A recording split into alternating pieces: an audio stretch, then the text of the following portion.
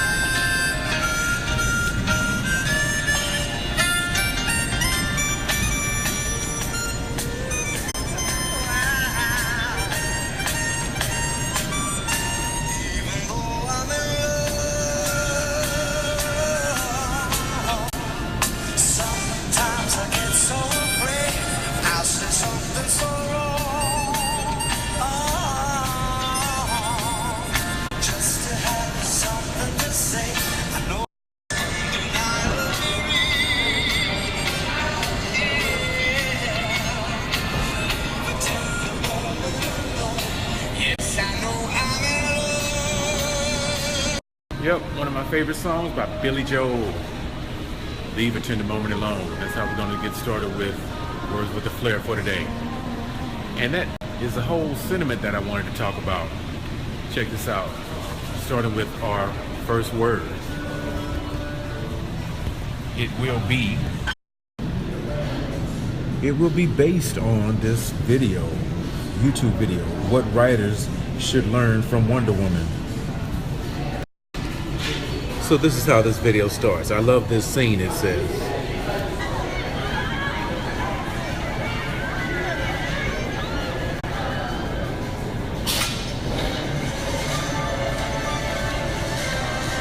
I'm just going to paraphrase it for you once he gets past this second scene here. Then he talks about, I hate this scene.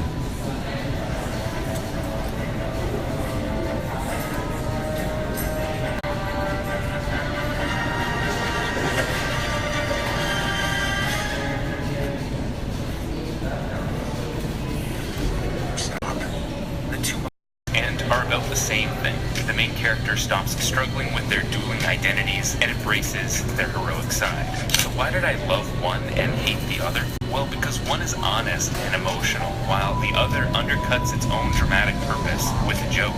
This is what's called bathos. First coin. There you go. Leave the tender moment alone. It's like being afraid to be sincere, being afraid to be daring. It's called bathos. And I'm going to include the link to that video. Very important, very interesting video. You might want to check it out. So way back when in high school, that list started with the word bathos. Sentimentality. Opposite of pathos. Something trivial. Anticlimax. And so you have to take a look at pathos. Pathos, a quality that causes people to feel sympathy and sadness.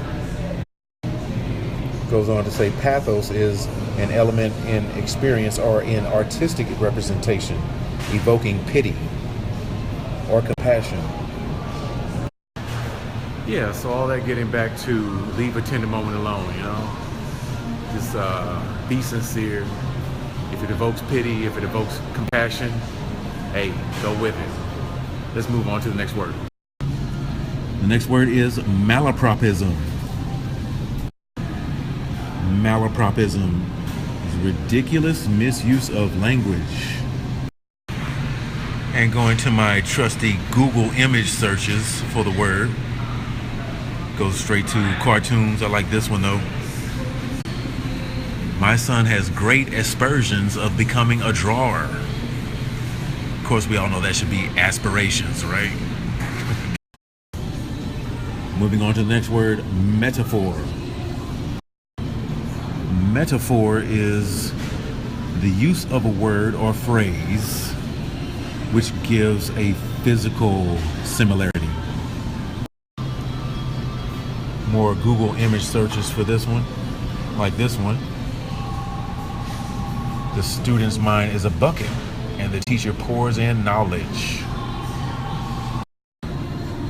Moving on to the next word, metonymy. Notice in this word we have NYM, which means name. Well, metonymy is the use of the name of one thing for use as an example. Here's a good little distinction between a metaphor and metonymy. So when you're using metonymy, it's actually substituting the name. It involves the substitution of a name of an attribute. So here's a good example of metonymy. Notice the word crown. So when you're referring to lands belonging to the crown, that's using crown as metonymy. And here's a big word that's actually a lot of fun. Onomatopoeia. Onomatopoeia. Onomatopoeia is a formation of words that sound like what they mean. Like this. Get them, boys. Get them, or it's curtains.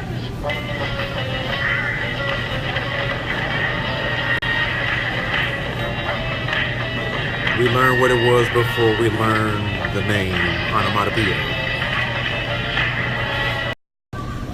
Next word is oxymoron. An oxymoron is a figure of speech that seems contradictory, but it makes sense. Yeah, and I remember way back when in high school, this is how I learned of the song called "The Sound of Silence" by Simon and Garfunkel.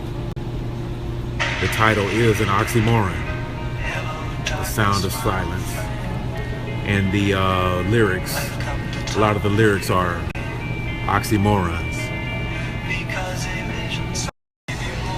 Perfect example right there. People talking without speaking. People hearing without listening.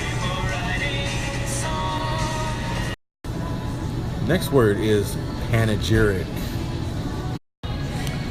Panegyric is, and you might have noticed that I just made that correction, it's an oration, a speech or writing that praises someone or something. Commendation. And this next word, a real heavy word for me, is paradigm. So we have here, paradigm is an example or pattern. And why is paradigm such a heavy word for me? Yeah, what really got that word into my vocabulary was I was talking to someone who kind of knew how to decipher dreams, the meaning in dreams, and I completely can't tell you what the dream was about now, but I remember they said, it sounds to me like that involves your paradigm shifting. And so in those kinds of circles where they talk about dreams, or maybe even you hear that a lot in psychic circles too. Not that I'm a psychic or I don't even around them a lot, but they talk a lot about your paradigm shifting. It's like when you have a different thought pattern, something in your life makes you kind of change your mind. It's your paradigm shifting. Your example is a different example for your life now. This next word is paralipsis. So we have here paralipsis is a suggestion. Goes on to say a concise treatment of something because of an omission. It's also deliberate withholding of facts for effect. So our next word is pleonasm. Pleonasm is the use of more words than are necessary to express an idea. Redundancy. The next word is polyglot. Polyglot is knowledge of many languages. It's also a person who knows how to speak more than one language is a polyglot. Next is semantics. Semantics is the study of the meanings and forms of words in any language. Getting a little help from Merriam-Webster's dictionary here. Semantics, the study of the meanings of words and phrases in language. Study of meanings. Moving on to the word simile. A simile is a figure of speech using like or as for comparison in analogies. A resemblance made explicit. All right, we got 2 more words to go and get loaded with this word. Synecdoche. A synecdoche is a figure of speech by which a part is put for the whole, such as 50 sail for 50 ships. So just remember the construction blank for blank. And we're ending it up on threnody. Threnody. A song, a speech, a poem, or a lament. So there you have it. It does exist in Merriam-Webster's. It's threnody, a song or poem that expresses sorrow for someone who is dead. And there's the synonym elegy. All right, another 15 list words with the Flair. Thanks for joining me. And go for pathos instead of bathos. Talk to you soon. Bye-bye.